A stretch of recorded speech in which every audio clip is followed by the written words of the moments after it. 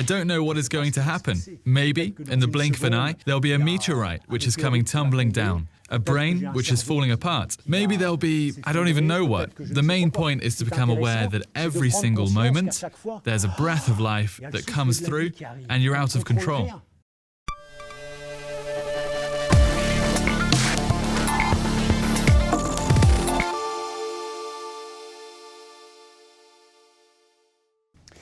Olivier, you have been quoted as saying that the artist is like a virus.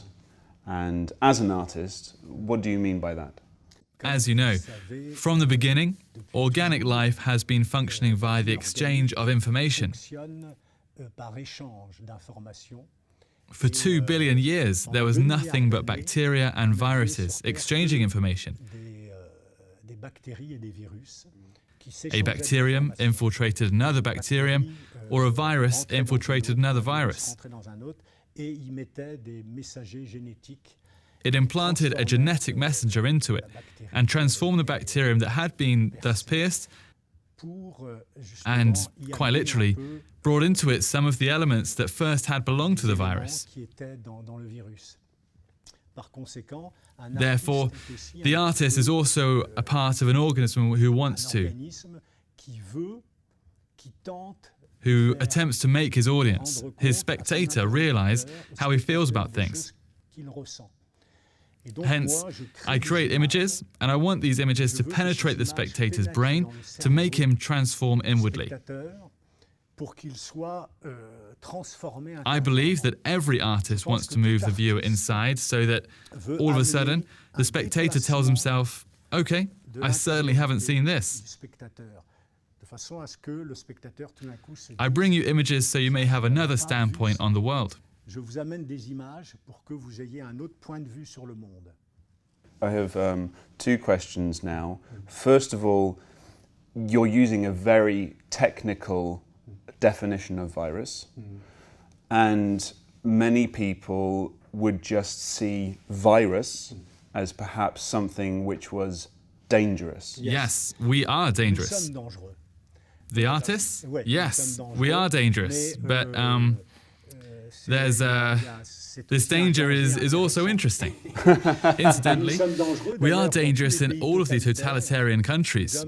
The men of politics get rid of the, well, I was going to say of the viruses. They get rid of the artists and philosophers because these make you go a little bit further. They present you with the images that, all of a sudden, make you become aware of the reality. And when we come away from a good movie, we keep the images inside our minds. The filmmaker has put inside us the images that will stay with us for the rest of our lives. A good movie, a good musical piece, their fragments resurface within us, not unlike viruses. It shows the merit of a good novel when, suddenly, there comes a phrase that takes hold of you entirely. It envelops us. And then there is something really akin to the virus. But it's very positive, in fact, because it makes it possible to move our vision somewhere else. Finally, we look through someone else's eyes. And it's something magnificent, as a matter of fact.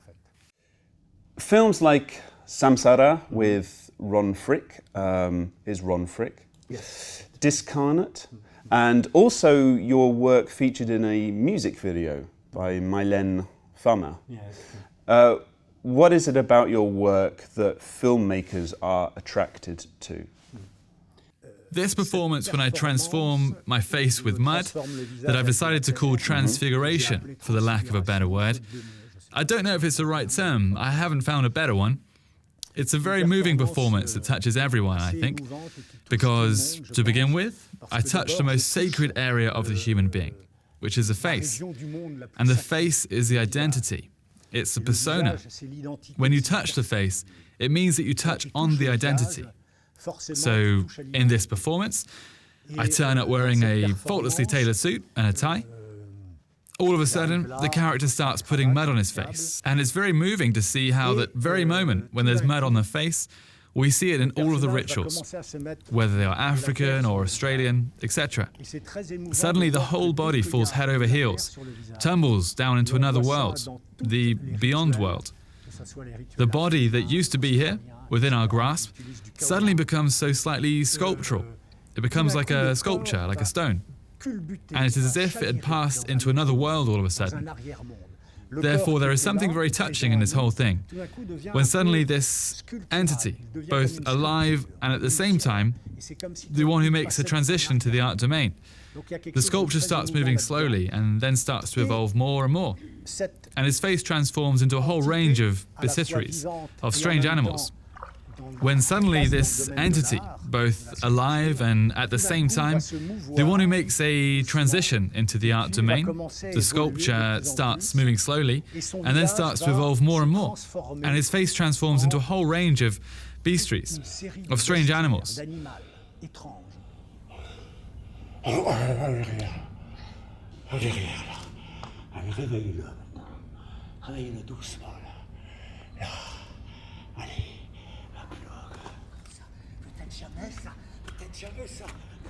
And so you get such a contrast between this little bureaucrat that behaved properly and who suddenly gets into a state of what they call the inner man.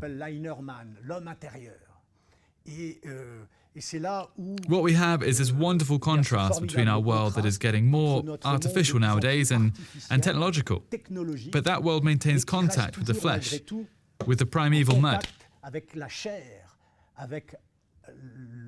And I adore this contrast because you can feel very good here with all these cameras. You can have all of your technical equipment and nonetheless you are still in the flesh with your feelings, your identity, your fears, your desires. And these are stronger than anything else. You can have all the technology you want. Nevertheless, you don't stop being a creature that is easily moved for no reason. So in this performance, I'm saying it all with this mud. In other words, I'd like to express the fragility of my being and show I can have an identity that you may find very pronounced. When suddenly I'm setting off to a different world, so you ought to ask yourself, what is going on? And that's how the bare minimum of mud, I'm going to retrace the entire phylogeny. That is to say, the whole path that the creative evolution had to follow to lead it to the emergence of the human. There used to be fish, reptilians, amphibians, vertebrate species and so on, up to the humankind. In such a way, I travel forth in time, and I transform myself into all of these creatures at a baffling pace. As I'm able to sculpt myself a hog snout, all in a matter of seconds, and then transform myself into a deer or transform myself into an orangutan with enormous speed. Therefore, I've invented something that I believe to be unique in its own way in the art history.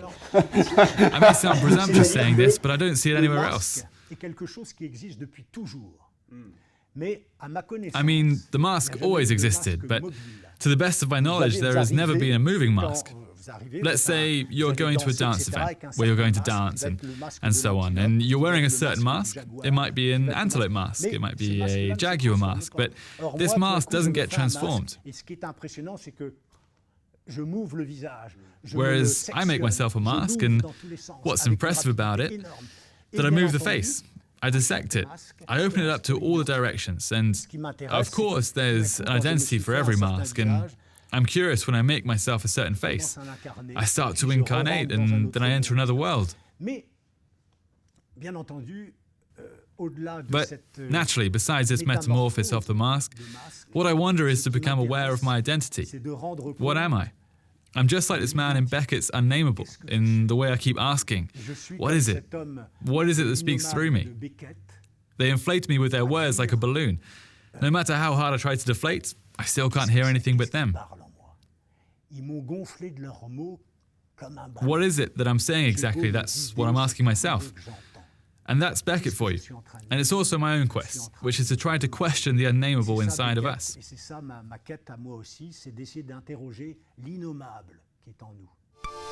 This is interesting because you told me that the suit that you wear at the beginning of the performance is something that was added at a later date. And you started without wearing anything. And to me, that sounds like you wanted to answer that question, who am I? And then after you've done it several times, the suit is then for other people. Because I want to know, first of all, what you learnt from doing this the first time, or maybe the first 10 times. And do you continue to learn from this performance every time you do it? The idea came from Ron Fricke when he offered me to participate in his film, Samsara. In fact, Ron Fricke wants me to render the world the way it is today. And in the world, as of today, there is still plenty of beauty.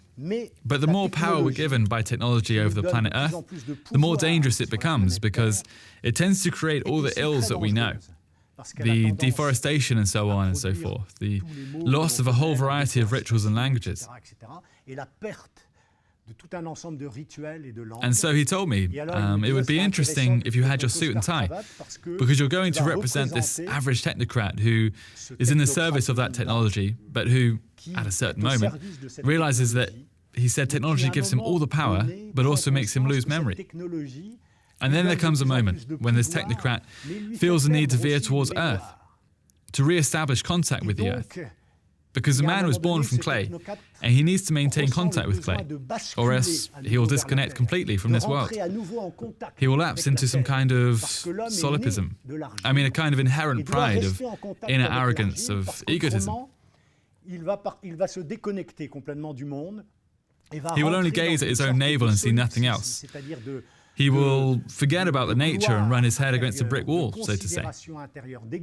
Anyhow, I impersonate to the best of my ability the very respectable character who, at a certain moment, can't stand this tie and all this world anymore. He needs to take a deep breath of the fresh air. And so he goes back to the earth to rediscover his roots. This is the main idea. So I go on with my performance. I did it for the first time in 1999, alone in my workshop. Actually, it was something really bizarre after a month off. As you know very well, every artist goes through moments when he creates nothing. He's miserable, he's sad, it's complicated. And so, out of the blue, the idea came to me that I was disconnected from myself in a way.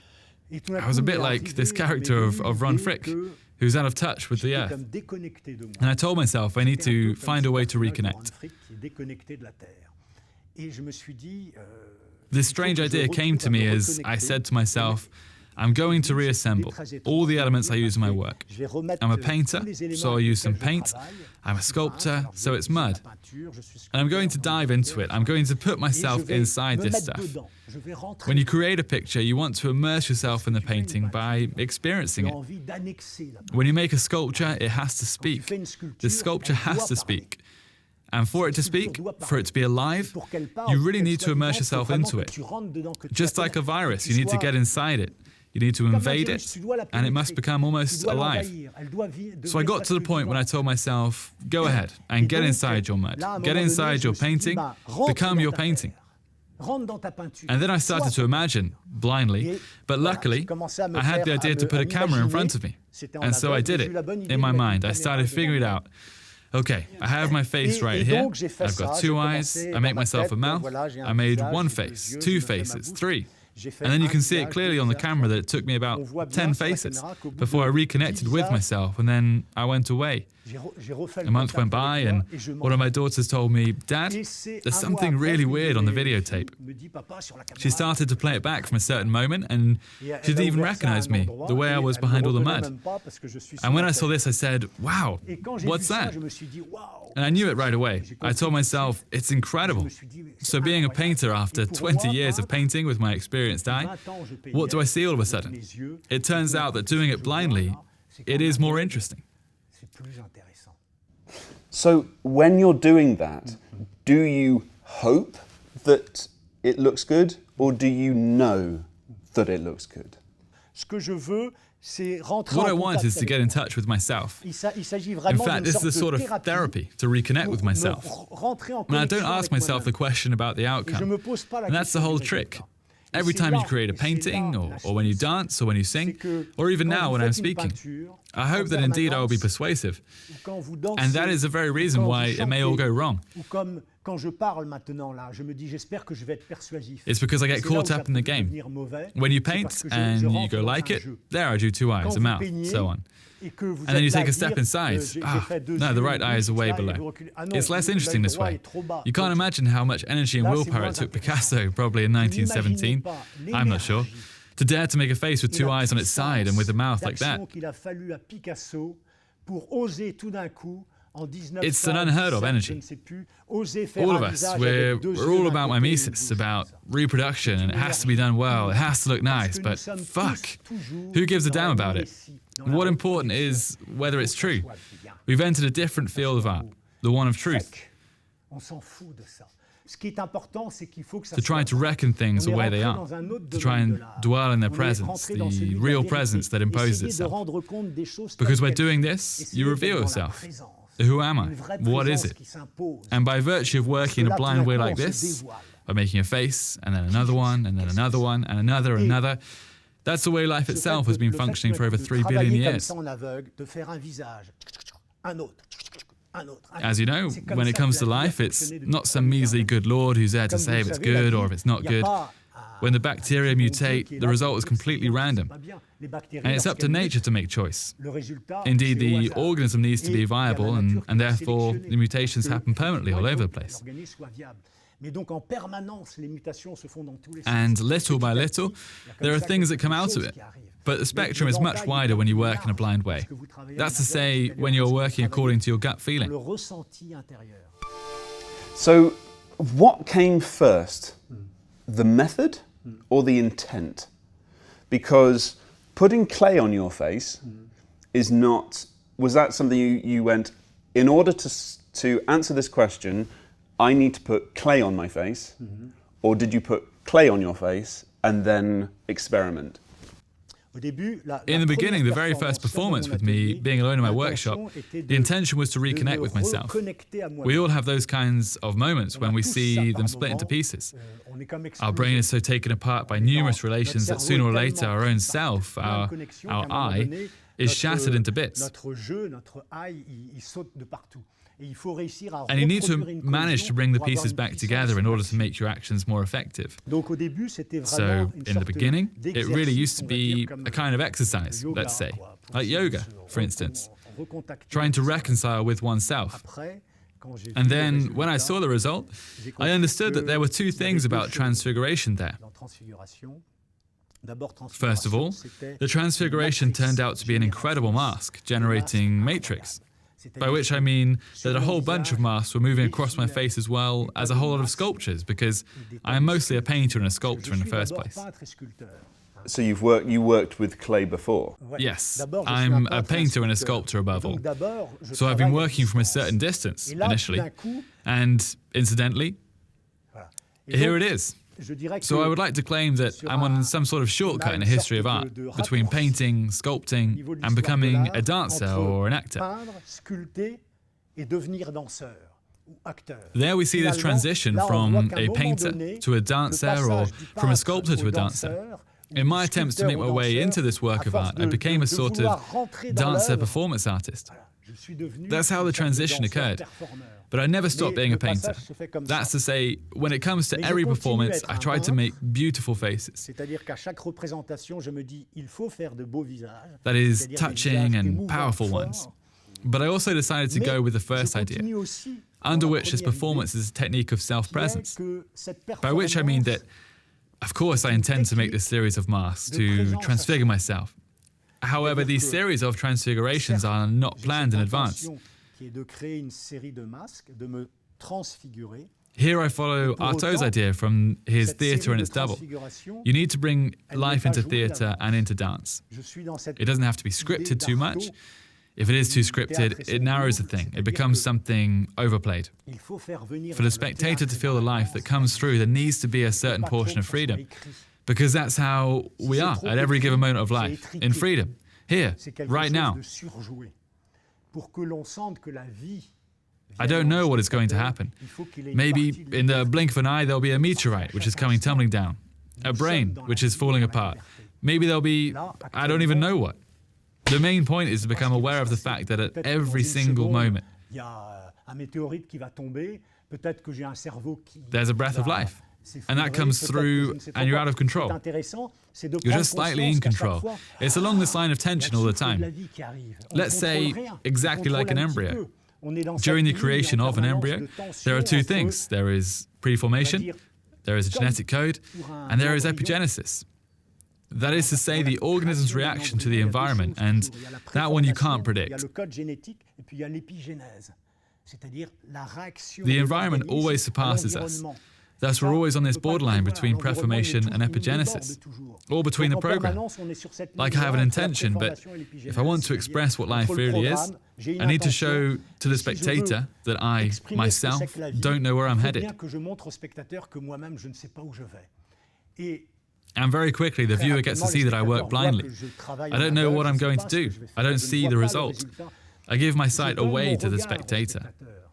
When I came on stage, at first my eyes were open, and then I closed them and I put mud over my face. That's when I tell the viewers, now, you are the ones who see. I don't see a thing. From this point on, I give you my sight. And I am off like that. I set off on a journey and I become a kind of medium. That is to say, I try to keep into something deep inside of me more and more, into some sort of madness. And I bang my head against a metal plate behind me, and I try to get into a state that will resemble the trance the more I move on.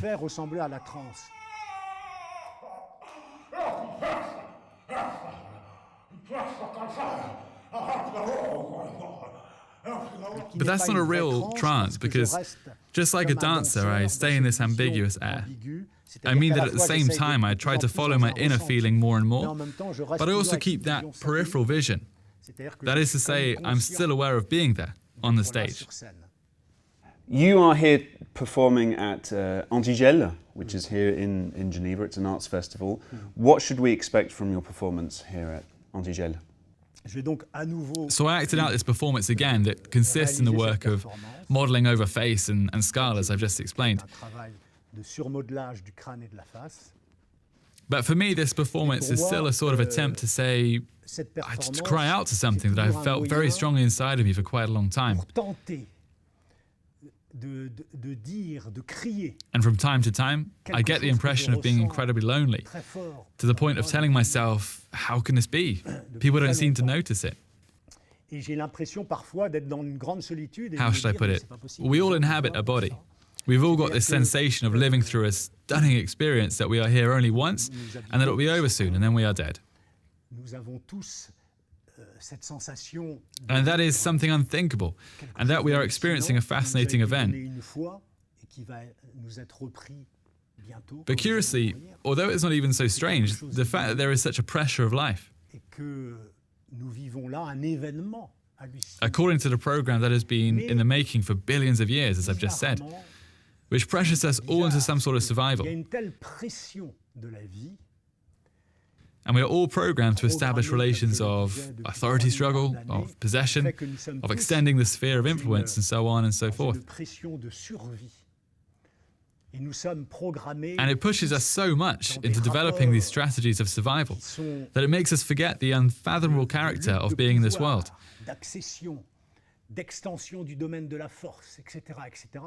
Qui font que nous développons tellement ces stratégies-là pour survivre qu'on en oublie.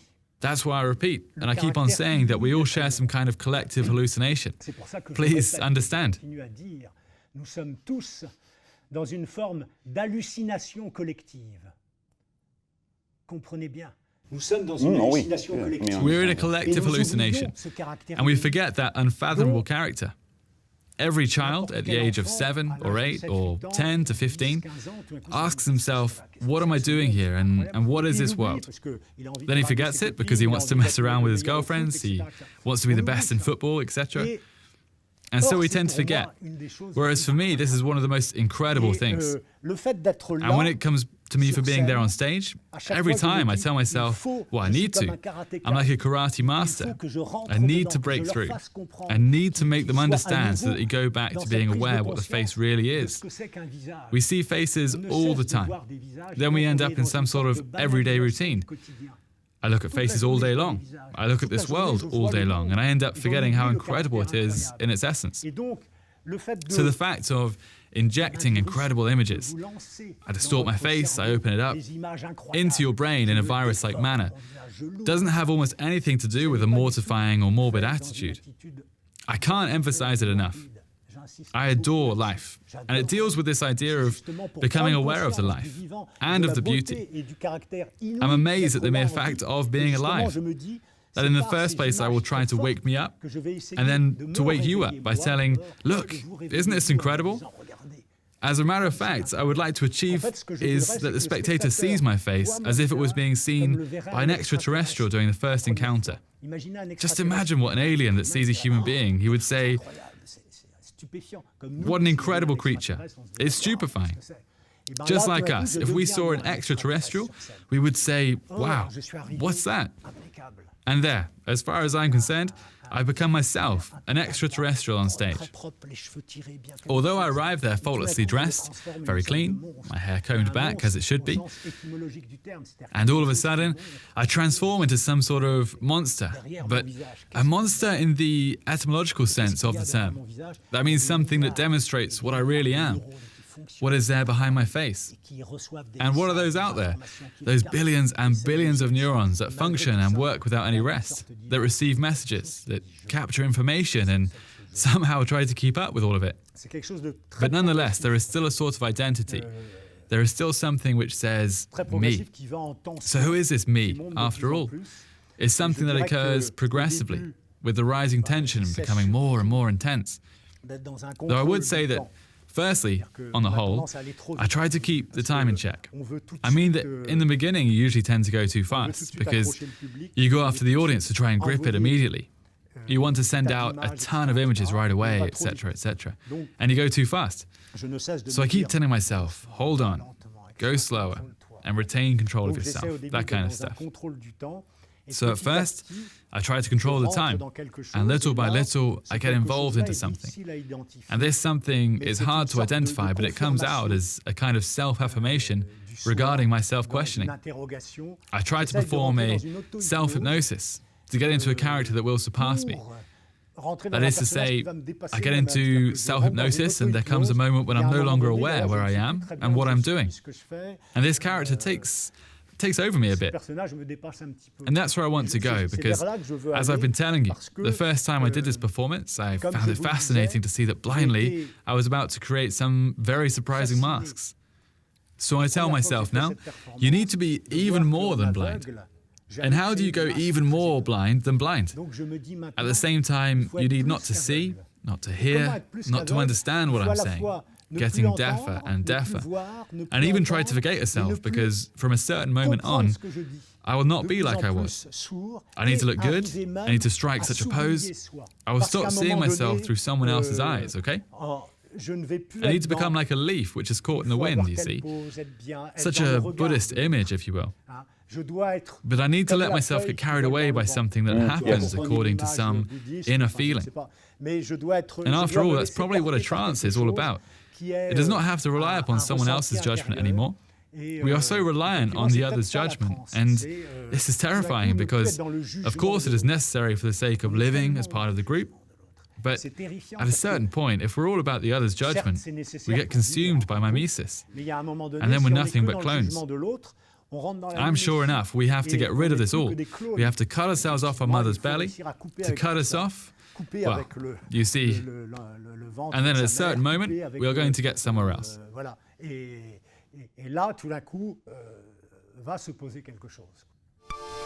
I would like to ask you what you think the purpose of arts festivals is in the age of the internet.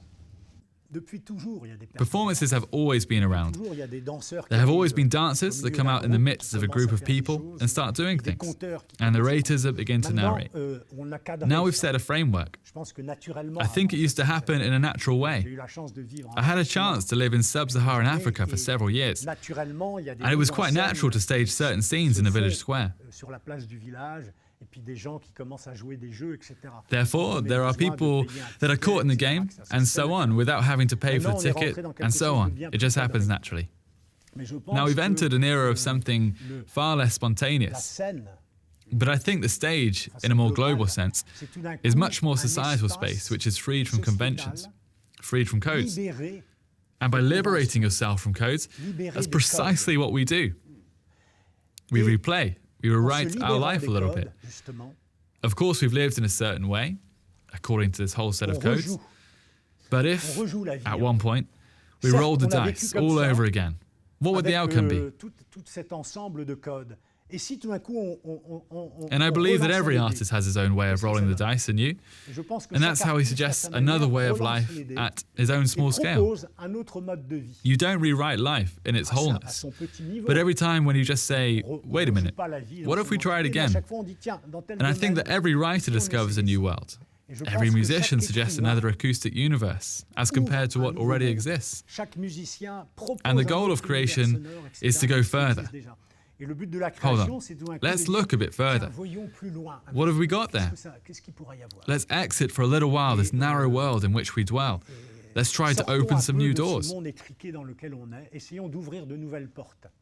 In the program for Antigel, they describe you as probably one of the most exciting artists of our time.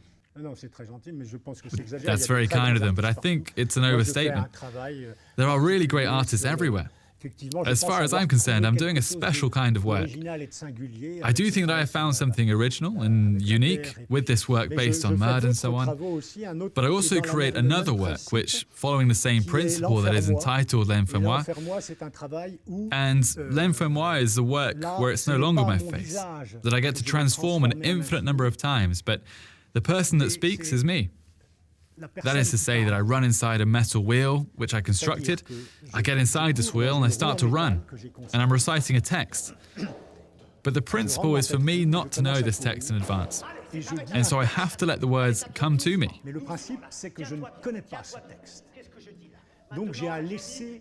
What am I saying? How? Where is it? What is it? Where? Who is it for? It's me. Here it's up to me. Here it's my place. Here I'm at my place. It's my head, it's my brain. He can say whatever he wants. That doesn't solve the problem. Me, I'm still holding on. Me, I'm not giving up. And so I will say something on the lines. Dragonfly, snail. He who smelled some sort of nostalgic stench, who entered like a demon through my ears, who wanted me to say things that I'd never heard before. And despite the fact that I knew very well that it wasn't my mother who spoke, I expected it would eventually be Marc Dupontel, or I don't know who would finally let me realize this dream and that had been haunting me for all these years. So I let the words come to me. And just like that, I let my hands talk in Transfiguration. I need to let my hands talk. My hands need to go faster than my thoughts. Just like when I'm sculpting, at some point when I start to envision my hands at two fish, they go faster than me. And there, in quite a similar way, I let the words come to me, because I also think that we're always told, you don't speak if you've got nothing to say. Dear child, you need to go from A to B. But going from A to B doesn't allow you to do anything else than go from A to B. But it could possibly be a good idea to pass through point C. And how do you get to pass through C? It's exactly by telling yourself, I won't go to B. I don't know where I'm going to go. I will let the words come to me. Beckett has a very beautiful phrase where he says, the words are seeking a mouth to enter. I think that we've got billions of neurons in our head that struggle to bring out words all the time, but we want to be in control. And it's really amusing to see at times when we're puzzled with a problem and it keeps getting us back into this loop. And we say, okay, leave me alone. I need to stop thinking about it. I need to think of something else. We see very well in this case that the neurons are fired up and the thoughts keeps coming back. It's the same thing with a musical piece that you can't help recalling. As we can see there, in fact, this I who speaks is something really complex. And it's interesting to say at one point, step aside just for a moment, let it speak. And so I let a whole range of neurons, a wealth of words speak in me, and suddenly it starts to talk. It talks, it doesn't stop talking. So when I no longer try too much to direct it along a narrow path in front of me, or to keep a stiff hand on the rudder, I see a whole multitude of things awaken in me. Because in my opinion, it has been talking for billions of years. It doesn't stop talking. From the primordial soup of bacteria and way up to the French Academy. It's always the same thing, more or less. It doesn't stop talking. It squeaks, it never stops singing, etc. And it's really interesting to let it talk, because you suddenly... a whole lot of fragrances that we have blocked become perceptible, and so on. As I've been saying just now, we are following a set of codes that are clearly marked and that compel us to walk in a straight line. But it's also interesting, for a short period of time, which is performing on stage, to get rid of all these codes. And the exercise of l'information that consists in letting your words come to you comes from there. In this case, I also get into a certain trance. And what I distort is not my face, but the speaker, this thing that doesn't stop talking. Suddenly, it is represented with a wider spectrum, and a whole bunch of things, of personalities come out of it. I'm inhabited, and you are inhabited by a whole series of identities that you've never imagined. And it's very interesting to let it all out.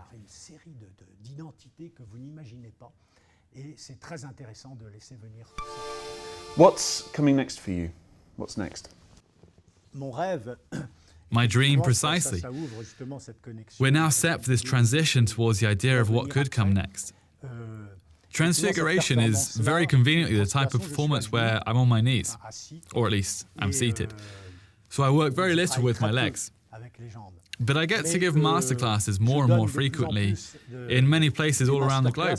And that allows me to initiate people into working with mud. So I became aware that the whole body, when it is covered with mud and all the protuberances, because you can make yourself an enormous belly. I can transform myself into a woman. I can make a breast. I can make an enormous shoulder, etc.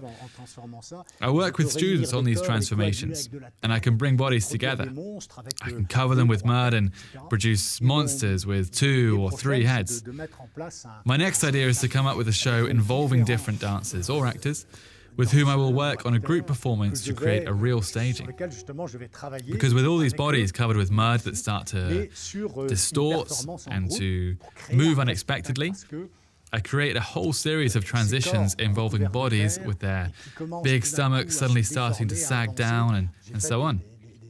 It gives an incredible pace to their movements. Or a head that starts to weigh 30 kilos, and the dancer goes sideways like this with his head. All these things change completely our attitude toward our body. And it's really exciting. So this is one of my upcoming projects, to stage a show with multiple actors, and this very idea of distorting the body with mud.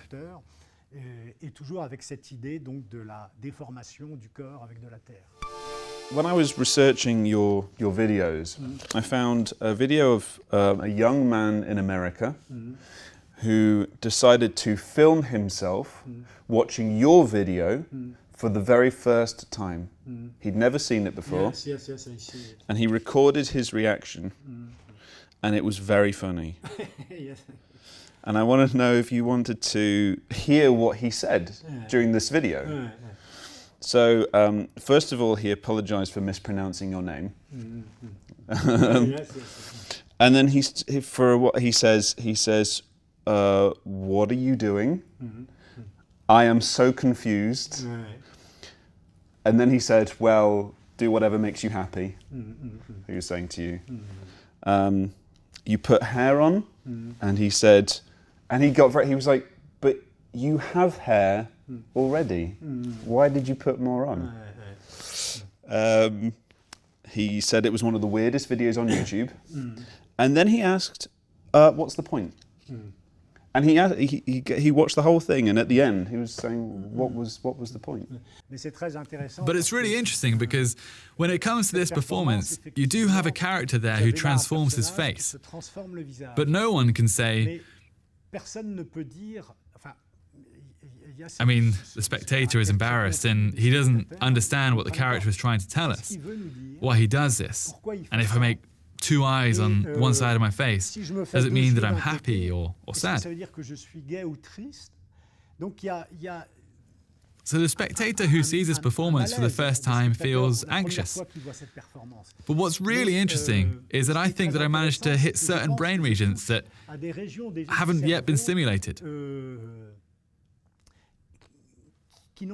say it differently, if I smile, you can understand that I'm glad. If I show you teeth, I'm not happy, etc. But if I make myself an eye there, or if I make two eyes there, or if I make a mouth here and a nose over there. One of his other comments was, I don't even know where his face is. And so there is confusion. You don't understand very well. Nonetheless, I do it on purpose, with a clear intention, and you can see how I insist, etc., etc. And so the viewer is really perplexed because he's at a loss of associations between these stimuli and some natural behavioral reactions. So he's destabilized, and this destabilization interests me a lot because I'm going to let him see something that he unlearned. That is to say, taking into account the day-to-day routine of seeing faces all the time, we end up understanding immediately every small movement. We analyze it instantly, and there you get to revisit the face. And what I would find interesting by the end of this performance is for people to say, that's right, I haven't seen this, I haven't noticed that the face retains such a variety of possible forms. I haven't understood the hidden dimension of the face. I haven't seen the incredible metaphysical value of face, because the face conceals the identity. That is the inner being, and the inner being surpasses every one of us. Once again, this inner being is unnameable, that Beckett tells us about. In other words, it is something that you can never attain, and I'm trying to attain it all the time, but I never succeed. So the very definition of your inner self is precisely this thing that you can never reach. Because we are caught in this Gödel's theorem that we've been talking about before the interview, by which I mean you can never attain your own self. We are overflowing by ourselves. There is something really strange about it. If you could talk directly to him and say one thing to this person who watched your video, what would you say? Look at yourself in the mirror. You are magnificent.